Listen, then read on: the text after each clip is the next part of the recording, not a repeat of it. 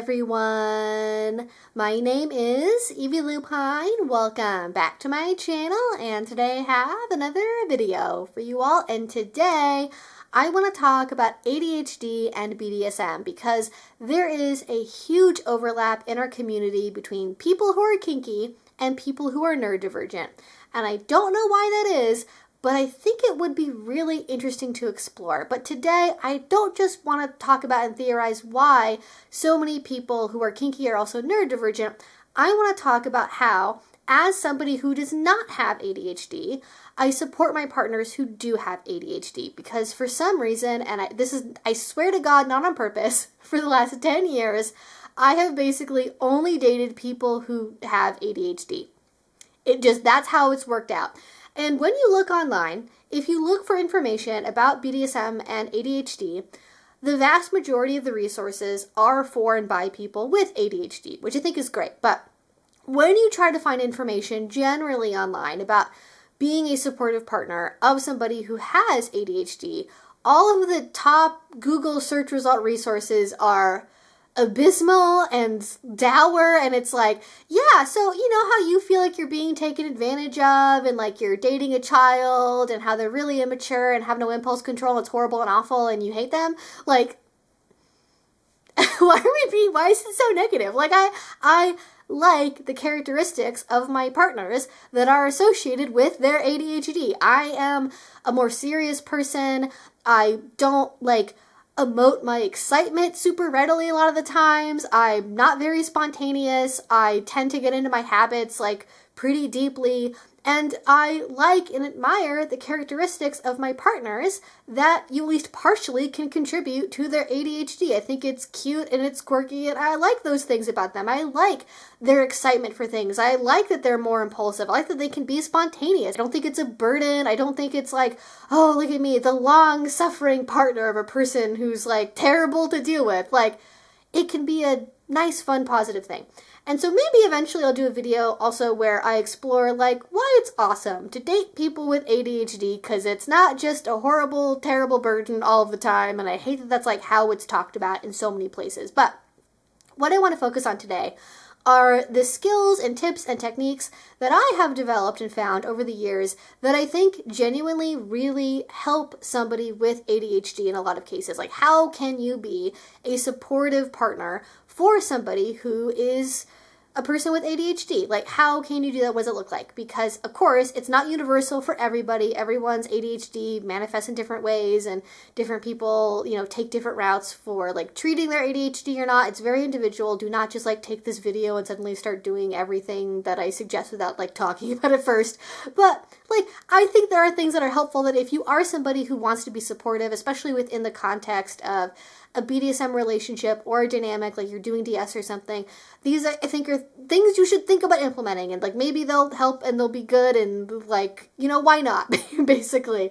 And especially if you have power exchange in your relationship, these are things that can go both ways. I think usually people think about it from, the dominant doesn't have ADHD, so they're imposing rules and structure on their submissive who does to give them order to their life and keep them on the straight and narrow. But this can also go in the other direction, where as an act of service, as a submissive, you are providing these things for your partner as, duty and devotion and a representation of how deeply you care about them. And that's the direction I come at this from, but basically everything I talk about can be done from either way, just depending on how you approach it. So just keep that in mind as well. So anyways, I have a list of 10 things. We're going to start going through it now, all that preamble out of the way. I don't have a script for this one, so I apologize. I have a long list of notes, but I didn't actually script this one out, so sorry for the people that hate my rambly bits that I get into sometimes. Anyways, number 1, this is the first, newest thing I've started to do in my relationships that I think is really helpful, especially for long conversations. So if you are somebody that, you do long phone calls, you do video calls, or you just tend to talk for a really long time, you have conversations for hours and hours and hours when you go over something important, I think it's really helpful to sit and literally write down either email, text message, shared Google Doc, something like that, a summary, bullet points of what you talked about. big picture things, what you discussed, what you learned about each other, what you're going to be changing or doing going forward, if it was that kind of conversation, any plans or goals you have as a result of this. I think especially emphasizing what you learned about the partner can be not just a good tool for like keeping track of your conversations, but demonstrating that you care about the person in terms of listening to them describe themselves. And also, if you put in things that you said about yourself, it gives them a little cheat sheet to be able to look back on later, if they remember it's there, to be able to go, oh yes, we talked about this, we went over it, and to not have the confusion of like, did we talk about that? Was that a conversation I thought I had in my head? When we talked about this, did I remember to say out loud the thing that I was saying in my brain, but that was like competing with 3 other thoughts to like get out of my mouth at the same time? Like, it's just really helpful for being clear about like, okay, we did talk about this, we didn't talk about this. Especially again, we were talking for like hours and hours and hours, and you may went over a lot of stuff. And for me, as the non-ADHD having person, I learn a lot by writing. So for me, this is actually an act that helps me remember things in conversations too, where it's kind of like final step where it's as though I'm like listening to a lecture in university and like writing down the key points of the lecture afterwards is like sinking in those thoughts and really making them more concrete long-term in my long-term memory, which is just like good all around. All right, number 2 is using praise. And I don't know if there's a correlation between a praise kink and neurodivergence, but I think there might be one. And it could be like the little dopamine hit you get when somebody calls you a good girl, or it could be, and this is kind of sad, but I think it's true for a lot of people, even if you weren't diagnosed with ADHD until adulthood, a lot of people who have ADHD, they go through their lives being told they're like not meeting expectations, they're not living up to their true potential, and so a lot of them have a childhood history or like a life history of people telling them that they're lazy, that they're not meeting the bar that they should be reaching, that they're stupid, that they're childish, and just like on down the laundry list of like negative things that you could be told as a person, that you're like disappointing, especially that one, disappointing. That's a big one.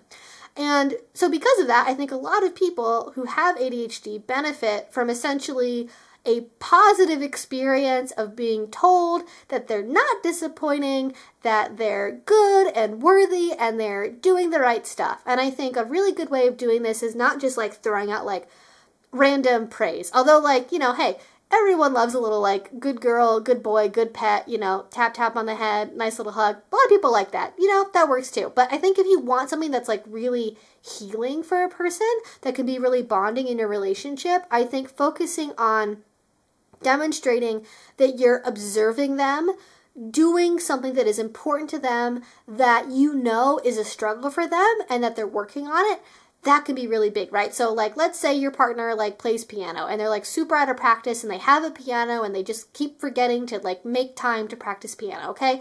Well, like when you notice them playing piano or they mention it in a conversation, you can say, hey, like I noticed that you're taking more time to practice piano like you said you wanted to, and I'm super proud of you for doing that, like awesome. Or maybe they're working on like a really big project they've been putting off for a long time. You can see that it's like leading to some success. You can go, okay, awesome. Like, I see you're working on that project, like, good job, I'm really proud of you. Or if you've told them, like, a bunch of times, hey, can you, like, put your coffee mug, like, back into the sink in the morning, like, before you leave to go to work. It would, like, really help me if you could just, like, do this one thing in the morning before you go to work. Whenever you notice them, even if it's only one time out of 7, like, putting the coffee mug into the sink, you can say, hey, like I noticed that this morning you remembered to put the coffee mug into the sink. Like, thank you so much. That absolutely made my day so much easier. I really appreciate it. And positive reinforcement like that will pretty much always get you farther, even in BDSM, than negative reinforcement or punishment. And showing the person that you're not angry at them for forgetting, but you're happy that they remembered, is a really good context switch. Because a lot of people, and I was this way, I would get angry or frustrated before I realized like how ADHD worked. Like, why can't they remember? They should know this is important. Why can't they just do this? their brains literally cannot hold on to that the same way that other people's brains can.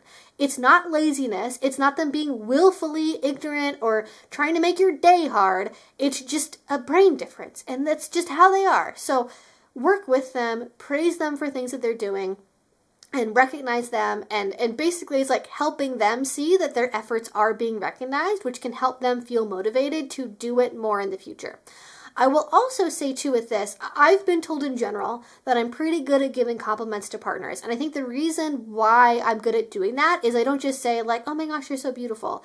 I mean, that's like nice. You should still say that. But what I do, that's a formula for giving a good compliment, like giving praise to somebody, is I try to recognize things that are like detailed, specific, novel, and I try to demonstrate like why I appreciate that in that person. And especially if it's related to their sense of self and their identity, that's also like a really big way to make the praise super affirming and memorable, and again, just bonding in the relationship. So, for example, that maybe is like recognizing a dominant for having like a high level of kinesthetic awareness in a scene, and then like talking about a specific way that like, oh yeah, when we did this scene together, like you did this, and like no one's ever done that for me before, and it let me get into like a deeper subspace, or it made me feel so connected to you, and that was amazing, and I'm really glad you did that because it made the scene so much better for me. Like that kind of little thing where it's very niche, very specific, is like, oh, you're really seeing me, you're really paying attention to me,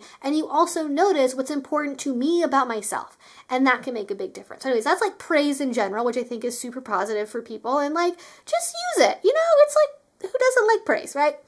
Well, I guess maybe not everyone. Some people like being told that they're, bad words, but this is not that kind of video. Anyways, number 3 is being their external notification system. And this is great. If you have an Android device, you can, there's like some weird thing that Android does with like its internal clock system where you can use a feature within your email apps, your messaging apps, to schedule a message to send later. I think Gmail, you can do that on desktop as well, but I have an Android phone, so I just know it from that functionality. And so if you know they have an appointment coming up, or a phone call they're supposed to make, or something important, you can pre-schedule for them an email reminder, a text message reminder that's more personal and I think more fun than just like a little like Google pop-up notification that would probably be like swiped away and forgotten about, right? If they know they're getting like a nice, fun, special message from you that's like really nice and loving and sweet about like, hey, sweetie, here's this thing you need to do, like something that either speaks to your dynamic, is part of maybe a ritual you put together with specific language. Again, reinforcing for the relationship, also helpful for them, because one of the things about ADHD, and this is probably the biggest thing that for me was like super hard to like get used to as a person. I am somebody where I have a really strong internal sense of time. I most times, especially if I've had a watch on me for the whole day, I can figure out what time it is instinctually within about like 10 minutes without having to think about it basically at all. I have a very strong sense of time. I remember dates. If I just have like one normal calendar, I basically never forget anything unless I just happen to forget to put it in the calendar for some reason. So for me, it's always been really hard to like hear a partner and like not remembering anniversaries, not remembering when dates are, and like I would take that personally, like, why don't you care? Why can't you remember? And again, ADHD brain, not the same brain as a non-ADHD having brain. And it's not malicious. It's not that they don't care. It's just their brains have decided that is not information we're going to hold on to. And so instead of focusing on like, why can't you do this important thing? Why don't you care about me? Making it a thing that's an opportunity to stay connected during the day by helping them remember to do things if that is something they want you to do for them. You can also help with physical reminders too, especially if you live together. Even if you just go over like once a week, you can like write out their calendar for the week for them. You can put up like physical reminders in important places. You can just like do little physical things to help them remember and like be cued to remember things that are important to them. And, at this point in my life, now that I've been doing this for a long time, like now when a partner like doesn't remember something, like we just kind of laugh about it. Like it's not like a like, oh, how dare you have offended me greatly. It's like a, it's funny that you didn't remember, like this is just such a you moment, and it's like a cute quirky thing that's like part of their personality I like, and not like an offensive thing that like makes me upset. So I think that's like one of the reframing things that's important, is like learning how to think about things in a positive way and not just in a like, why can't you be normal way? Because like, you can shame someone as much as you want.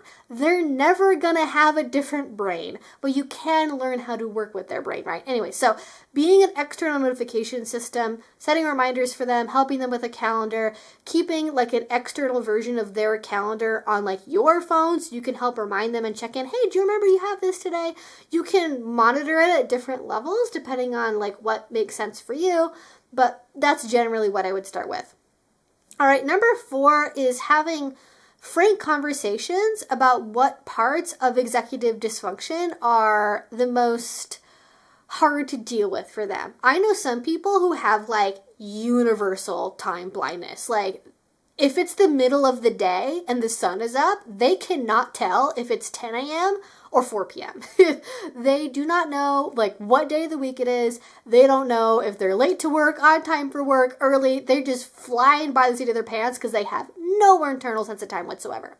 Other people struggle with different parts of executive dysfunction. And so talking with your partner about what struggles they have, what's the most impactful in their day-to-day life, that's really key. And what's even better to do beyond just like being aware of it is give them suggestions of what you would like to do to help. I think people have a tendency to say like, oh, if you need anything, like just ask me. And for a lot of people, they feel afraid of asking for help. They don't know how to. They don't know what would be helpful for them. They don't want to be a burden on other people. They feel embarrassed about having to ask for help. There's so many barriers in that stage of like reaching out to ask for something specifically that it is almost always a better idea to take that burden off of their plate and instead say, hey, here's what I'd like to try to do for you, or here's what I think you might want to try for yourself. How does that sound?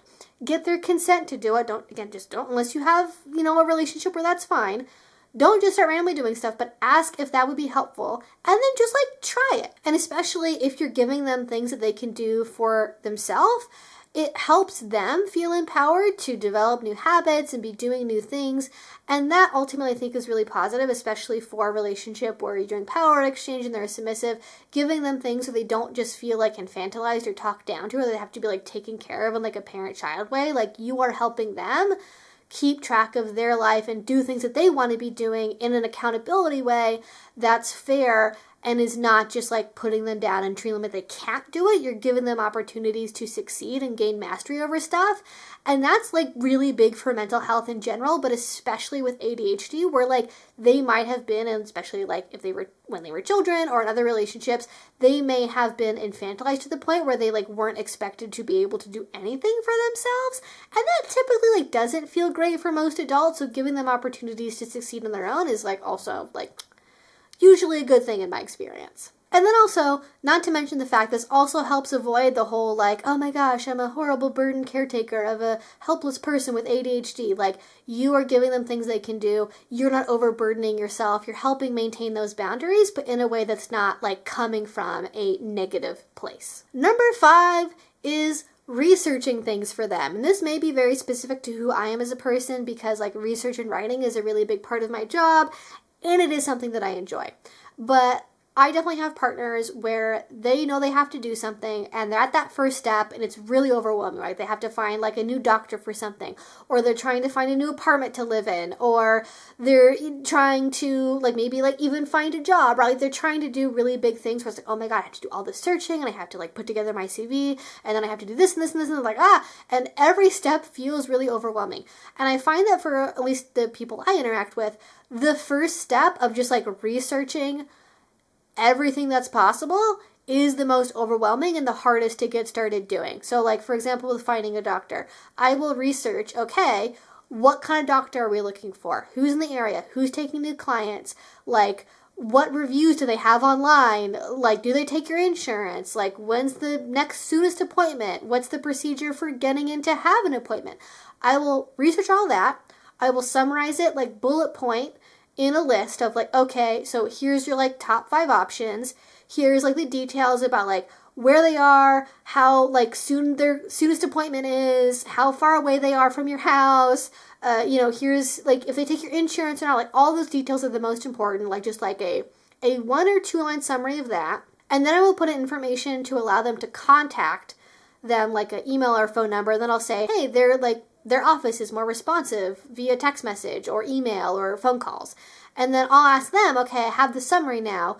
Do you want me to help with the next step, or are you okay from here? Because some people, they just want that like summary and they're okay once they've gotten through like the forest.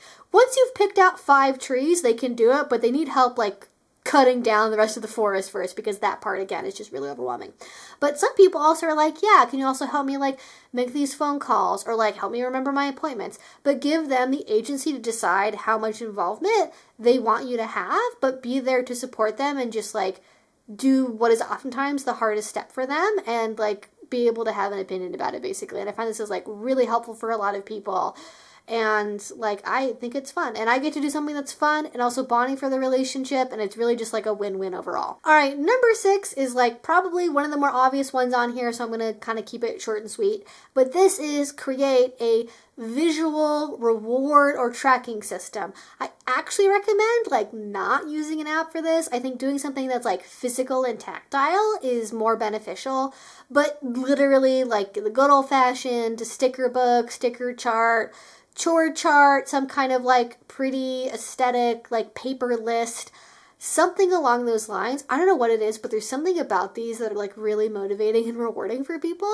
So you can put together a to-do list of like, okay, today you're going to do these 3 things, or today when we're cleaning the house, here's like what we need to do in like what order of priority. And as we're going along, we get to like check it off or like add a sticker. And when you turn it into a game, suddenly it becomes a lot more fun. And even for me, like if I have like a list that I've got going, I would say 30 to 50% more likely to do it sooner when it's on a list, because I like the act of checking it off. And that's like very satisfying to me. So I like having a list.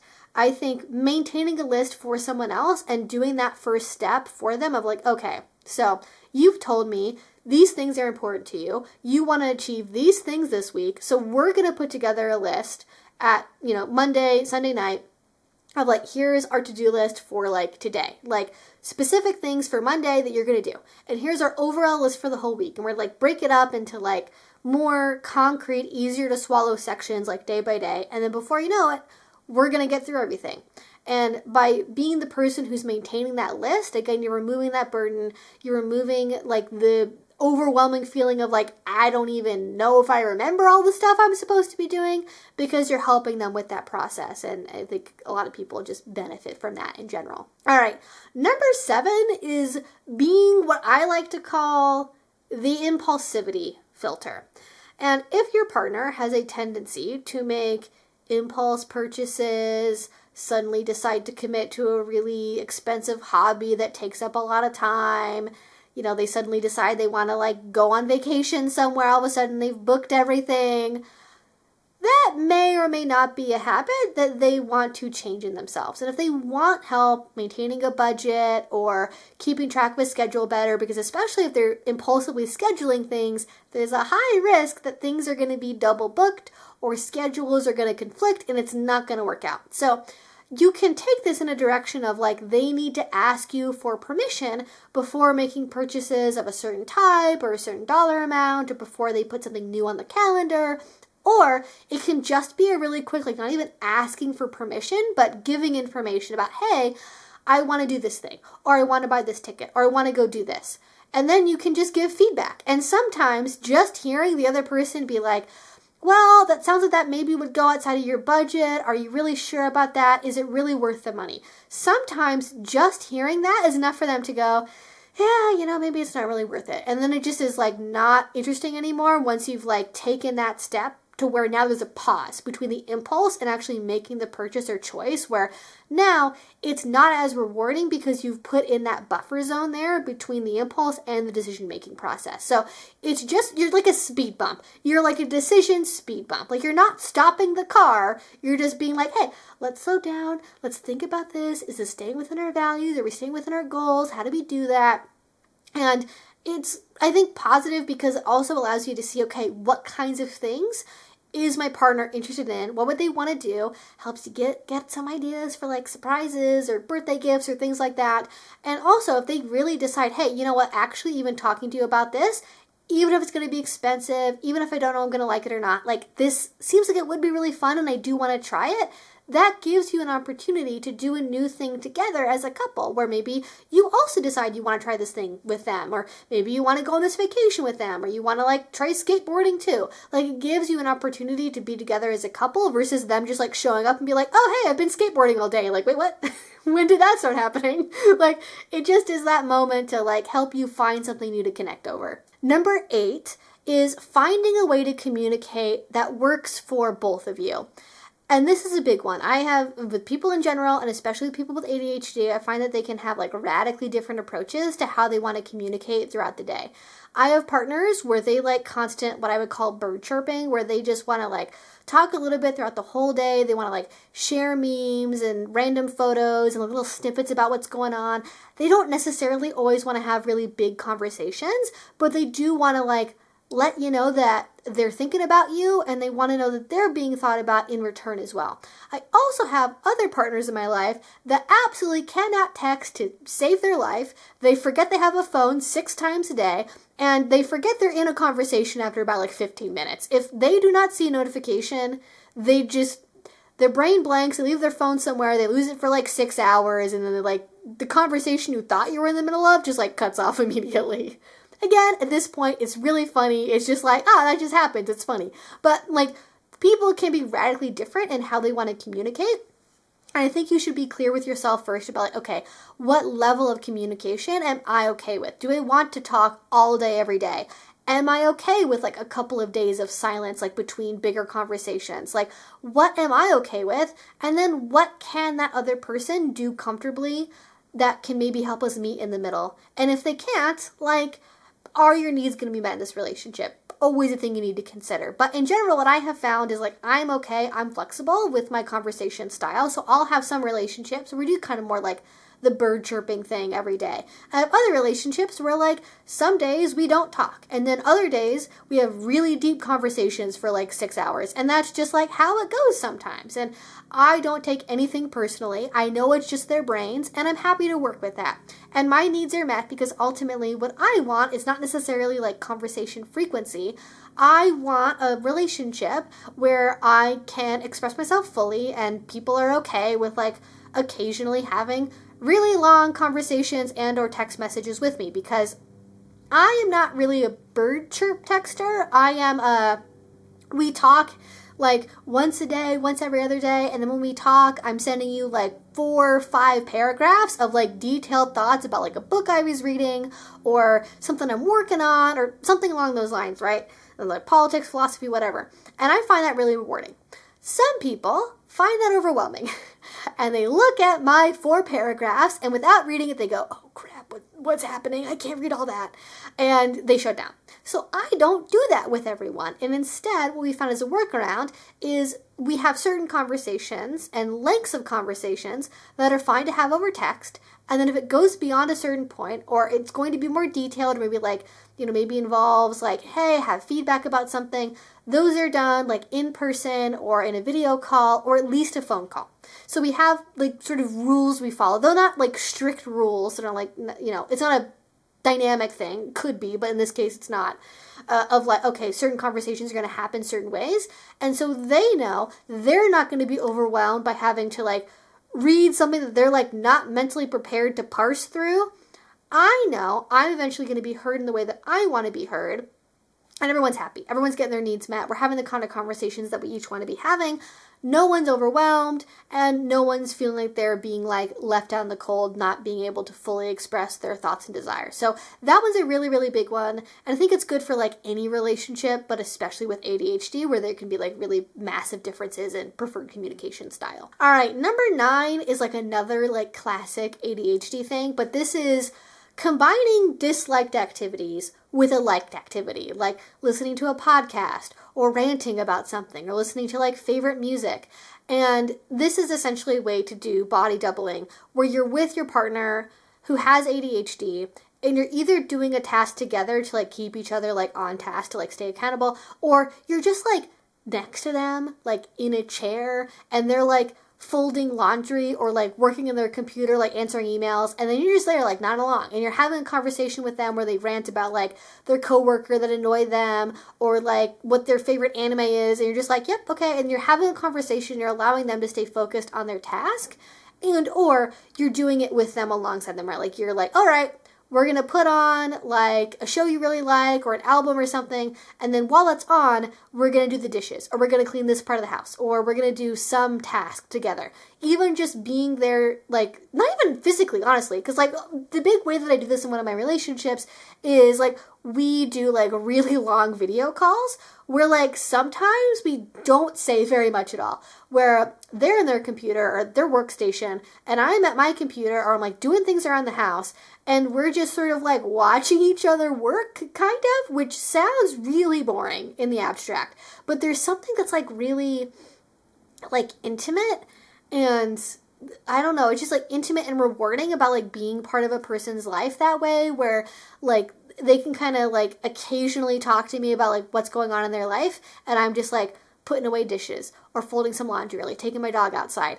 And for some reason that just both feels very intimate, and then also like helps us stay on task, and especially like helps them feel like they're part of my life, and just it's fun and it's nice, and like I think it really works. And body doubling and sharing space, it definitely works.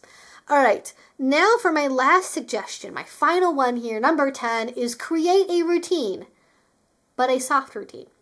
And I emphasize a soft routine because I think a lot of people who have ADHD have previous experience where they had somebody in their life who attempted to fix them by imposing draconian, like alpha male level, like from 5:53 a.m. every minute of the day is accounted for, like type scheduling and routine. And I don't like that. Maybe some people like that. Maybe if you have ADHD and you have like an MS relationship, maybe you benefit from that level of structure. But I think as a baseline for me and my relationships, I like that my partners are like more spontaneous and impulsive and are their little weird freak selves where like they decide the day before, oh, tomorrow I'm going to go on a camping trip for 3 days, or I'm going to go on a road trip to Alaska or whatever. Like, okay, have fun. Like, I like that about my partner. So I don't want to create a routine where they can't do fun things because they're so tied down by a really strict structure day to day. So I like creating like a very, like instead of having like a little like acre that has like walls around it, I'm having like a 15-acre parcel where there's like a wood fence around it that's like, like half the height of a person, like, 2.5 feet or something. That's like, it's open, you have so much space to explore, but we have like this skeleton of an important outline to create a routine for our relationship, which typically looks like having some kind of agreement of we're gonna spend this number of days per week together, and we're gonna do it on these days. The activity is not specified, the duration isn't specified, it can just be flexible. And so that helps you just avoid the tendency to be like, oops, we haven't scheduled a date in 3 weeks, and oops, it's been a while. It helps you stay in each other's lives more routinely because now there's an expectation of getting in the habit of like, okay, every Wednesday we spend time together.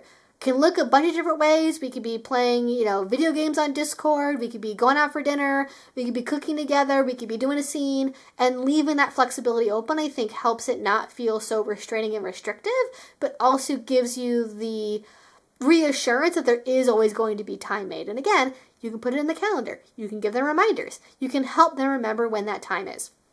And also, too, I think you can also allow for things that can become rituals and protocols. So I always talk about my videos doing like good morning and good night text messages, where like what I'll do, because one of my partners and I have different sleep schedules, like when I'm getting ready to go to bed, I'll write them a message to read in the morning when they wake up.